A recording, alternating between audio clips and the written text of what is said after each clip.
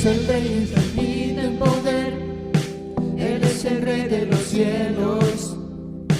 Seré para Él siempre fiel, pues mi vida compró con su amor. Él es el Rey, lo confiesa mi ser, Él es el Rey de los siglos. Mi vida la rindo a sus pies, Él es Rey sobre mi corazón. Él es el Rey, Él es el Rey, Él es el Rey de mi vida. Él es el Rey, Él es el Rey, reinas por la eternidad. Su reino eterno es, su trono el cielo es. Él es el Rey que viene su pueblo a llevar. Él es el Rey infinito en poder, Él es el Rey de los cielos. Seré para Él siempre fiel, pues mi vida compró con su amor. Él es el Rey, lo confiesa mi ser, Él es el Rey de los siglos. Mi vida la rindo a sus pies, Él es Rey sobre mi corazón. Él es el Rey, Él es el Rey, Él es el Rey de mi vida. Él es el Rey, Él es el Rey, reinas por la autoridad. Su reino eterno es, su trono el cielo es. Él es el Rey que viene su pueblo a llevar. Él es el Rey, Él es el Rey, Él es el Rey de mi vida. Él es el Rey, Él es el Rey, reinas por la autoridad. Su reino eterno es, su trono el cielo es. Él es el Rey que viene, Él es el Rey que viene su pueblo a llevar.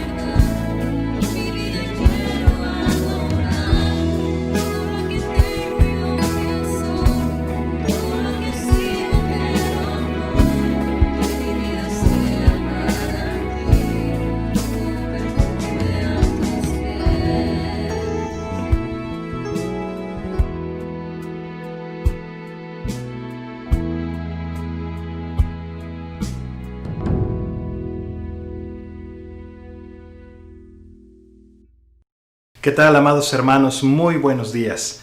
No tienen idea el privilegio y el gusto que me da poder estar con ustedes esta mañana, el poder estudiar juntos la palabra de Dios. Créanme que ha sido un tiempo muy bonito y es un tiempo que he estado esperando con muchísimas ganas, el poder estar con ustedes, el poder hablarles, verles, abrazarles. Y yo sé que mucho de esto no es posible y no ha sido posible a lo largo de todas estas semanas, pero el hecho de que podamos juntos ponernos de acuerdo para estudiar la palabra de Dios y saber que están bien ustedes en casa, con sus familias, con sus amistades, pues eso me llena de gozo, me llena de alegría el saberles bien, y créanme que les extraño con todo el corazón.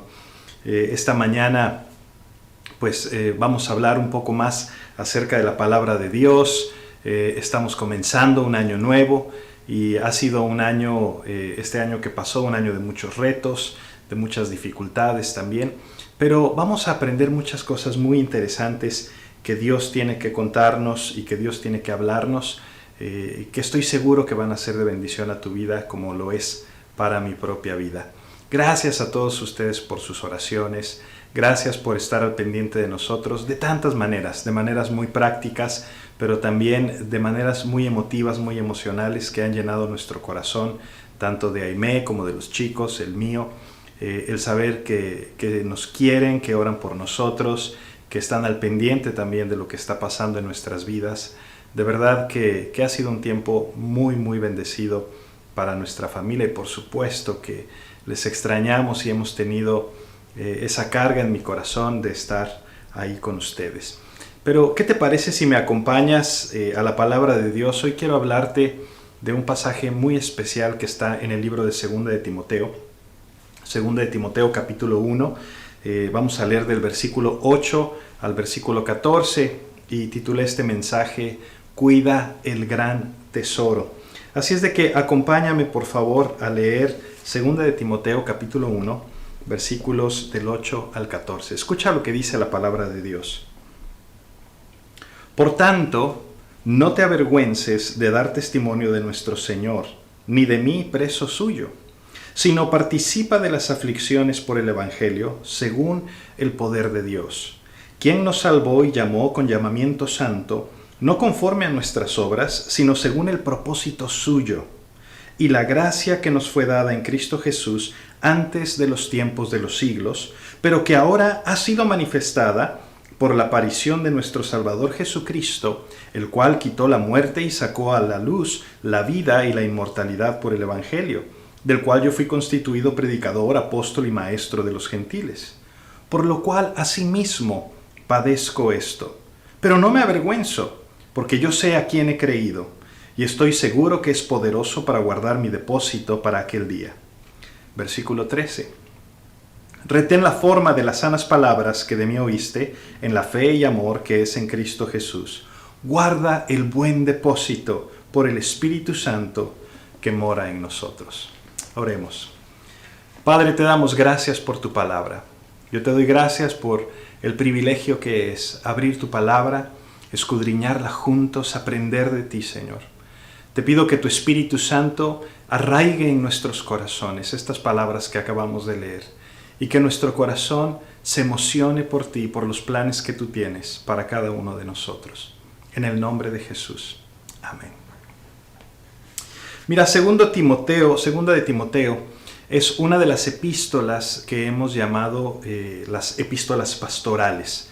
Y estas epístolas pastorales son cartas que Pablo escribió precisamente a sus discípulos, a creyentes que iban a quedarse a cargo de la iglesia, y empieza a hablarle acerca de las cosas importantes para la iglesia. Por supuesto que son cartas para todos los miembros de la iglesia también, no nada más para pastores o para personas en el ministerio. La manera en la que me gusta entender cómo funciona la carta de Segunda de Timoteo es que debemos recordar que fue la última carta que escribe Pablo.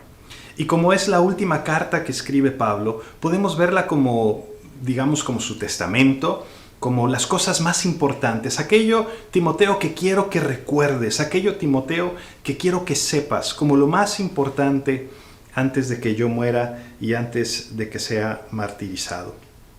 De manera que es una carta muy importante solamente por ese sentido. Y en esta carta Pablo va a escribirnos acerca de la santidad, va a escribirnos acerca del Evangelio, nos escribe acerca del sufrimiento, nos escribe acerca de la inspiración de la Biblia, nos habla acerca de la importancia de predicar la palabra, de ser fieles a la palabra, de volver a la palabra, la importancia de la doctrina, la importancia de temer al Señor y solamente al Señor. Pero conforme nos enfocamos un poquito más en este pasaje que acabamos de leer, vamos a aprender que hay un gran tesoro que se te ha confiado a ti y a mí. Se nos ha confiado este gran tesoro y tenemos que cuidar este gran tesoro. Y tenemos que hacer nuestro mejor esfuerzo por proteger este tesoro para el progreso del reino de Dios. Ahora, esta semana, yo quiero decirte que yo los estuve extrañando muchísimo. Mucho. De hecho, el día de fin de año, conforme le estaba agradeciendo al Señor por todas las bendiciones que recibimos a lo largo de este año, yo me acordaba de los rostros de cada uno de ustedes. Recordaba las risas, las largas conversaciones que tuvimos algunos de nosotros, las horas de estudio bíblico, cuando oramos juntos los unos por los otros, a lo largo de 10 años. Y déjame decirte que los extraño. Los extraño porque tienen un lugar en mi corazón muy importante. Somos una familia. Somos una familia. Nos vemos varias veces a la semana, compartimos las cosas más íntimas, pedimos oración por aquellas cosas que agitan nuestros corazones, aquellas cosas que nos importan. Nos emocionamos con los logros de los demás y también compartimos las cargas, porque tenemos cosas en nuestra vida, en nuestro corazón, que hemos decidido abrir ante aquellos que profesan la misma fe que nosotros. Y yo me siento tan agradecido por la confianza que cada uno de ustedes me ha mostrado a lo largo de todos estos años. Y el poder ser parte de sus vidas y que ustedes sean parte de mi vida y de la vida de mi familia ha sido algo precioso.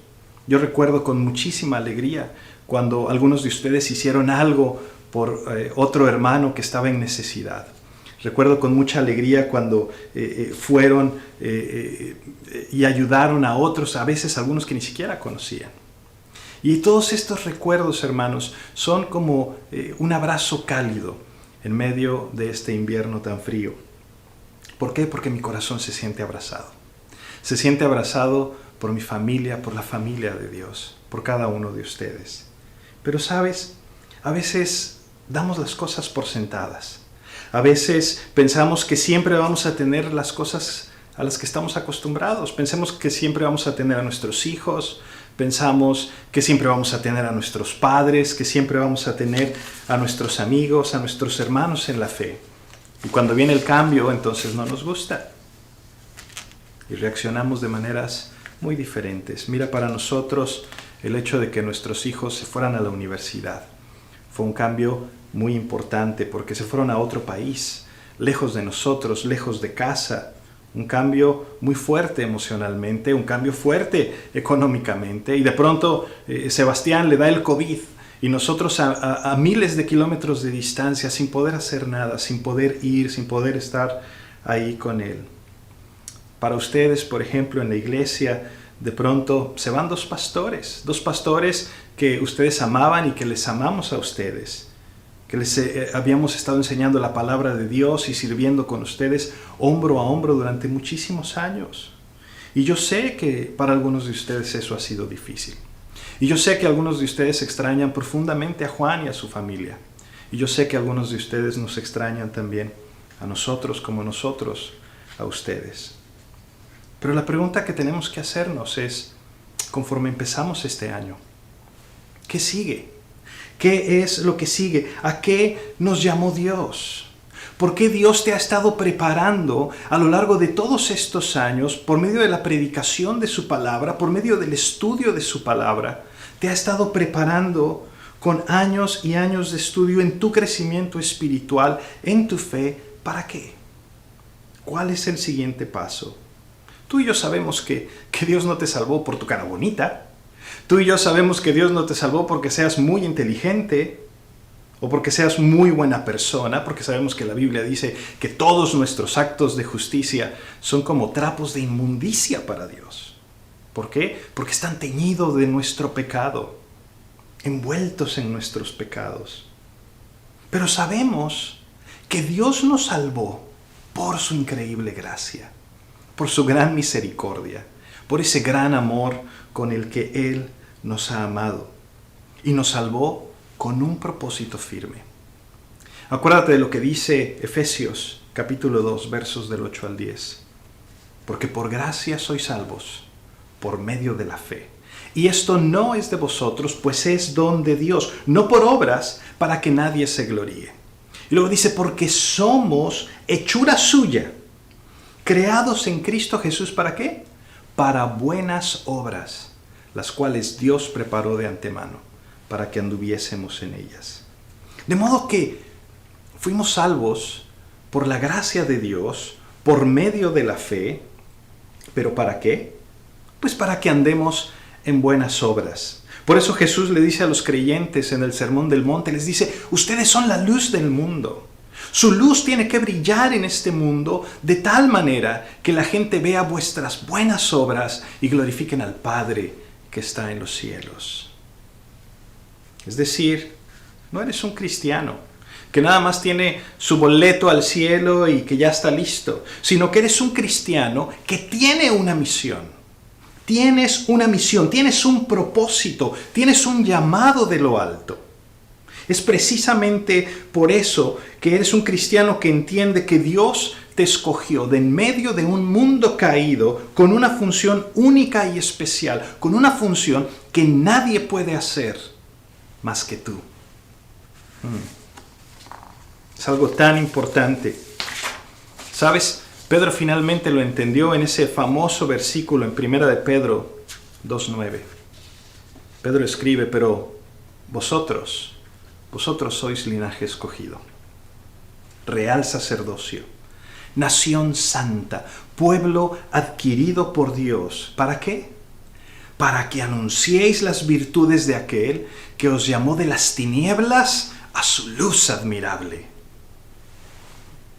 En otras palabras, fuiste salvado para ser un reflejo de quien Dios es a este mundo en tinieblas. Para eso te salvó Dios. Para eso te salvó Dios. Jesús dijo que el que lo ha visto a Él, ha visto al Padre.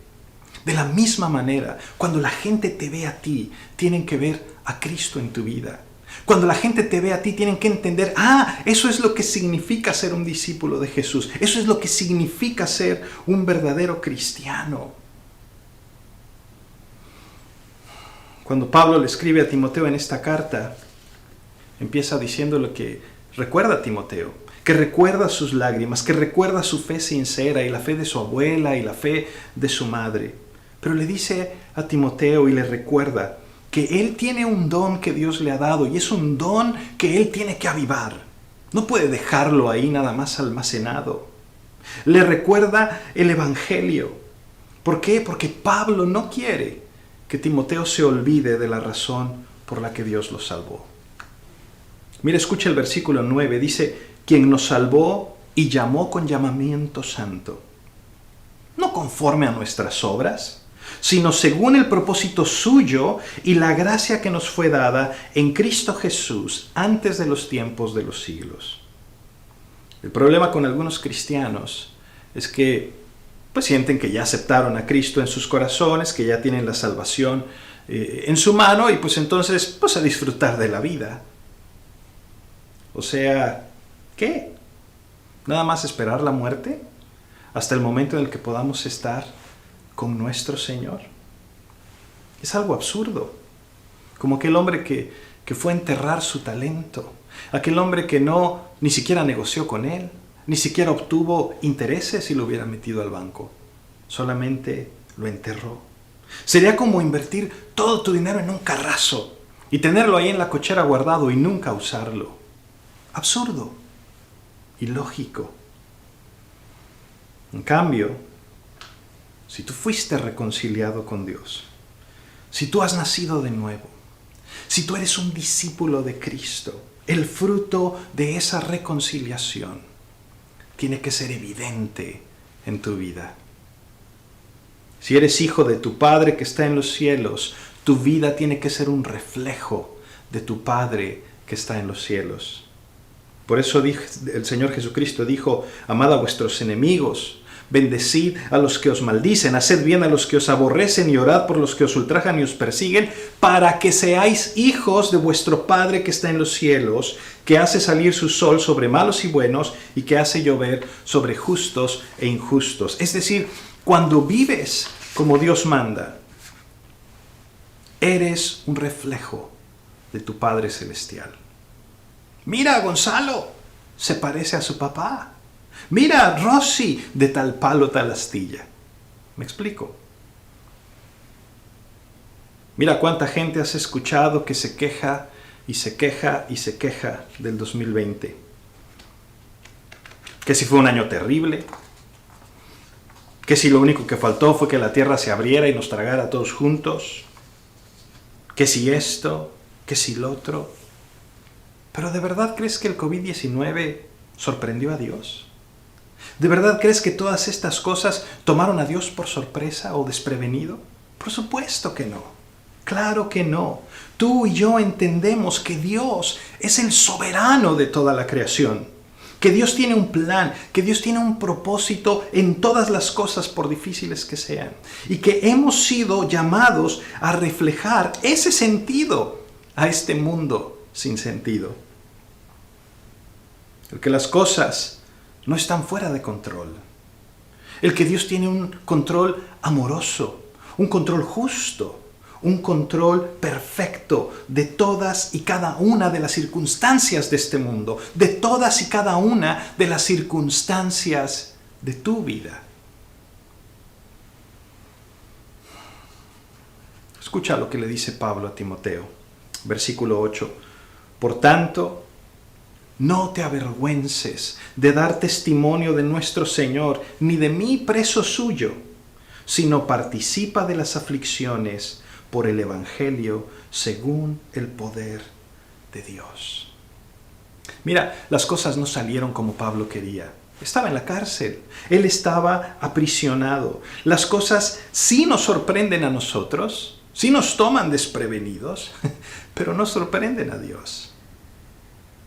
Más aún, los acontecimientos son guiados por la mano de Dios, por sus propósitos. Pero entender esto nos va a ayudar verdaderamente a no avergonzarnos, a dar testimonio de nuestro Señor, a darle sentido a este mundo. ¿Sabes? No nos gusta sufrir. No nos gusta que nos sorprendan. Hay quienes dicen, no, es que a nadie le gusta el sufrimiento. Pero déjame decirte algo, yo creo que a veces sí estamos dispuestos a sufrir. Y yo creo que a veces cuando tenemos la perspectiva correcta, incluso aceptamos el sufrimiento de una manera adecuada. Y déjame te lo explico. Estamos dispuestos a sufrir una aguja si eso quiere decir que nuestra enfermedad va a terminar. O estamos dispuestos a sufrir el dentista si eso quiere decir que nuestro dolor se va a terminar. De manera que es una cuestión de perspectiva. Cuando tenemos la perspectiva correcta, hay un tipo de sufrimiento que produce gozo. Hay un tipo de sufrimiento que estamos dispuestos a aceptar. Por ello es que Santiago nos dice, tened por sumo gozo cuando os halléis en diversas pruebas. Porque es un tipo de sufrimiento que nos va a acercar cada vez más al propósito de Dios. ¿Sabes? Dios ha prometido que nos va a guardar. Dios ha prometido que nos va a proteger, que aunque andes en valle de sombra de muerte, no debes temer mal alguno, porque Él está contigo. Porque tú sabes que en tribulación, en angustia, en persecución, en hambre, en desnudez, en peligro, en espada, nada puede separarnos del amor de Dios que es en Cristo Jesús. A lo mejor el mundo alrededor de ti cambió sin aviso. Tal vez tu situación laboral cambió sin aviso. La manera en la que ibas a la iglesia, la manera en la que celebrabas a Cristo, La manera en la que tenías comunión unos con otros cambió sin aviso. Pero ¿sabes algo? Gloria a Dios. Gloria a Dios, porque Él te está dando la oportunidad de ser esa luz en medio de las tinieblas. Cuando los primeros discípulos vieron a su maestro colgado en esa cruz, ¿sabes? Ellos pudieron haberse quedado debajo de un árbol a llorar o haberse ido y regresar a sus vidas cotidianas como si nada. Y de hecho, muchos de ellos eso es precisamente lo que hicieron. Pero cuando Jesús resucitó, cuando el Espíritu Santo vino sobre los creyentes, finalmente entendieron el maravilloso tesoro que les había sido confiado. Entendieron que debían guardar y que debían proteger el tesoro del Evangelio y que debían compartirlo con su generación. ¿Sabes? La perspectiva de estos hombres fue más allá de prisiones, fue más allá de azotes, fue más allá de naufragios, fue más allá de la injusticia, del martirio. ¿Por qué? Porque entendieron el llamado de Dios para sus vidas, que debían compartir las buenas nuevas y proteger el tesoro para que pudiera llegar sano y salvo hasta nosotros. 2000 años después.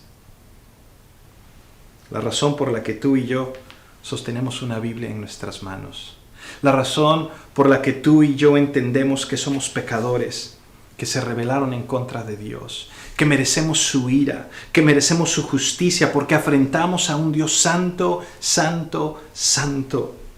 Pero en lugar de recibir su ira, recibimos misericordia. Recibimos gracia por medio de Cristo Jesús, que es Dios en la carne, que vino a pagar el precio por nuestros pecados para que pudiésemos estar reconciliados con Dios. La razón por la que sabemos que Cristo resucitó de entre los muertos y que un día nos resucitará y nos glorificará para que podamos estar con Él por toda la eternidad y que seremos transformados a su imagen. La razón de que sabemos todo esto es porque cientos, porque miles de cristianos como tú y como yo se aseguraron de que tú y yo escucháramos el Evangelio sin diluir, el Evangelio sin contaminarse. Por eso Pablo le dice a Timoteo, versículo 13, le dice: retén la forma de las sanas palabras que de mí oíste, en la fe y el amor que es en Cristo Jesús. Le dice: guarda el buen depósito por el Espíritu Santo que mora en nosotros. Entonces hay dos cosas importantes aquí. Le dice: retén la forma de las sanas palabras y guarda el buen depósito que se te ha confiado. Lo que le está diciendo es que el mensaje de Cristo, las Escrituras, le han sido confiadas y por eso debe de proteger este mensaje. Y es una maravillosa imagen de la responsabilidad del cristiano. La responsabilidad que Dios te ha dado a ti como creyente, porque debemos conservar el mensaje intacto. Debemos evitar esa tendencia a querer adaptarlo ante un mundo que lo rechaza, a un mundo que lo aborrece, la tentación de diluirlo porque no es popular o porque hay mucha resistencia. Debemos resistir esa tentación de no hacerlo tan ofensivo para la gente o más aceptable para una cultura que rechaza a nuestro Dios, pero que urgentemente necesita el mensaje del Evangelio, necesita escucharlo tal y como es, sin diluirse. Necesitamos protegerlo, necesitamos cuidarlo, necesitamos no permitir que se pierda ni una sola pieza de este precioso y maravilloso tesoro. Nunca olvides tu responsabilidad. No olvides tu responsabilidad. Sabes, es muy fácil que se nos olvide. Muy fácil. Es muy fácil ir a la iglesia. Es muy fácil sentarnos en una silla o en una banca. Es muy fácil cantar los cantos de la adoración, de la alabanza y después regresar a nuestra cotidianidad, pensando que es la responsabilidad del pastor hacer la iglesia. A veces hablamos con otras personas de lo que nos gusta o lo que no nos gusta de la iglesia, o de por qué debieran hacer aquello mejor, o de por qué, antes era mejor, o ahora es mejor, pero ¿me explico? Y terminamos siempre con una frase como que, ¿pero qué le vamos a hacer? ¿Qué se puede hacer? Como si nosotros fuéramos meros pasajeros, como si fuéramos meros espectadores en un tour. Escúchame, por favor, Dios no te salvó para ser un simple pasajero. Dios no te salvó para ser un simple espectador, para ser un quejoso, para ser una porrista. Dios te salvó para cuidar el tesoro, para que seas su iglesia, para que seas su novia, para que le modeles a todos alrededor de ti lo que significa amar a Dios con todo tu corazón, con toda tu mente, con todas tus fuerzas, para que ellos puedan entender que tú eres la iglesia. Querido hermano, querida hermana, tú eres la iglesia. Escúchame, por favor. La condición de la iglesia es lo que tú la haces. Porque ya sea que estás cuidando el tesoro o ya sea que simplemente no te interesa. Mira, cuando esta pandemia comenzó, muchos nos vimos forzados a quedarnos en casa. Algunas personas pasaron más tiempo tejiendo, otros pasaron más tiempo limpiando aquí o allá, finalmente arreglando las cosas del patio, de la cochera o acomodando todos los triques que tenían años ahí amontonados. Pero otros más pasaron horas y horas, interminables horas viendo la televisión. Se acabaron todas las series de Netflix, todas las películas habidas y por haber, Prime Video, todas las diferentes plataformas. Pero ¿cuántos de nosotros usaron este tiempo para estudiar más profundamente el tesoro que se nos ha confiado? Yo sé que hay mucha gente que todavía no comprende muy bien el libro de Apocalipsis, por ejemplo, o algunos que tienen dificultades con las grandes doctrinas de la Biblia, como la elección, la predestinación, el libre albedrío, la justificación, la santificación, algunos que luchan con la ansiedad, con el temor y que no han tenido la oportunidad de amarrar una perspectiva bíblica ante todas estas emociones y cosas tan reales. ¿Por qué no aprovechamos el tiempo de nuestro encierro para esto? ¿Sabes por qué? Porque somos muy comodinos, porque estamos muy a gusto, estamos muy cómodos, muy a gustito con nuestras viditas. Pablo dice en Romanos 13, ya es hora de levantarnos del sueño, porque aún ahora está más cerca de nosotros nuestra salvación que cuando creímos. Hermanos, la iglesia de tus hijos, la iglesia de tus nietos, te ha sido confiada a ti. El tipo de iglesia que ellos recibirán va a ser la iglesia que nosotros dejamos detrás. El tipo de enseñanza, el tipo de doctrina que ellos van a seguir va a ser el tipo de enseñanza y doctrina que les estamos dejando. Si es que ellos van a confiar en la Biblia como la palabra de Dios, inspirada, suficiente, inerrante, autoritativa, infalible. Si es que ellos van a creer esto, depende en gran manera de cómo nosotros protegimos el tesoro. Mira, apenas habían pasado unos 50 años desde que empezó la iglesia. Y el Señor Jesucristo comisionó al apóstol Juan a que les escribiera una serie de cartas. Y en estas cartas los felicita por algunas cosas que han hecho bien, pero también los reprende por otras cosas que ellos han hecho mal. Y la carta que me parte el corazón es la carta que Jesús le escribe a la iglesia de la Odisea. ¿Por qué? Porque no eran fríos ni calientes. Ellos se creían la gran cosa. Ellos tenían un alto sentido, una alta imagen de quienes ellos eran. Pero Jesús les dice quiénes son en realidad. Y Jesús les dice que son unos desventurados, miserables, pobres, ciegos y desnudos. Pero la parte que me rompe el corazón es lo que encontramos en Apocalipsis 3:20. Cuando el Señor Jesús les dice, he aquí, yo estoy a la puerta y llamo. Si alguno oye mi voz y abre la puerta, entraré a él y cenaré con él y él conmigo. Mira, yo sé que este versículo se usa mucho para evangelizar y se le dice a la gente, mira, abre la puerta de tu corazón al Señor para que Él venga y entre a ti. Pero sabes, eso no es lo que Jesús está diciendo. Jesús le escribe esta carta a la iglesia, a un grupo de creyentes, una iglesia que ha corrido a Jesús, una iglesia que ha sacado a Jesús de la iglesia. Jesús está a las puertas de la iglesia y está diciendo, déjenme entrar, estoy a las puertas y llamo. Oh, si tan solo escuchamos su voz, si tan solo tomamos nuestra responsabilidad como creyentes, te aseguro que la iglesia en La Paz sería completamente diferente, gloriosa. Mira, este año nuevo, hazte el propósito de proteger el tesoro.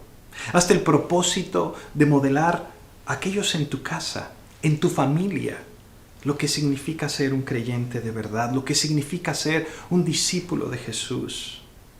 Toma la responsabilidad de la iglesia en La Paz para los siguientes 50 años.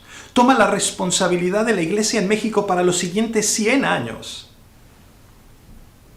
Porque sabes, Dios te ha llamado para que seas instrumental en la expansión de su reino.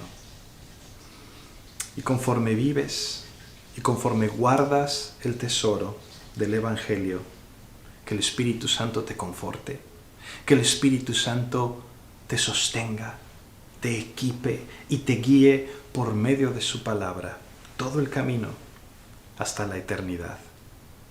Déjame orar contigo. Padre, gracias, Señor. Gracias por este llamado tan importante que tú has puesto sobre cada uno de nosotros.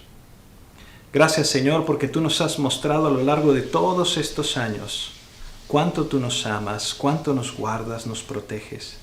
Pero especialmente, Señor, porque sabemos que eres tú quien dijo, yo edificaré a mi iglesia. Ayúdanos a hacer esas herramientas en tu mano. Ayúdanos a guardar el tesoro y protegerlo para tu gloria. En el nombre precioso de Jesús. Amén. Deseo de todo mi corazón que este año sea un año crucial en tu vida. Un año en el que verdaderamente puedas ver la mano de Dios obrando, guiándote, llevándote a alcanzar el propósito de Dios para ti y para todos aquellos alrededor de ti. Te quiero con todo mi corazón y te mando todo mi cariño hasta tu casa. Que Dios te bendiga.